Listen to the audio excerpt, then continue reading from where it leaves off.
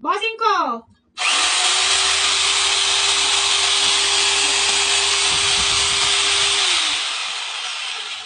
I bet you po na matibay yan, bossing. 1,500 watts ang ating heavy duty shipping gun natin. 1,799 pesos na lang. 26 mm po yan, bossing ko. Ayan ang ating Makita heavy duty shipping gun natin. With hard case, kasama na po ang kanyang bala. May chisel na flat and round chisel. At meron kang 3 drill bits po. Ayan. So, pagdating po sa iyo, gamitin mo na lang.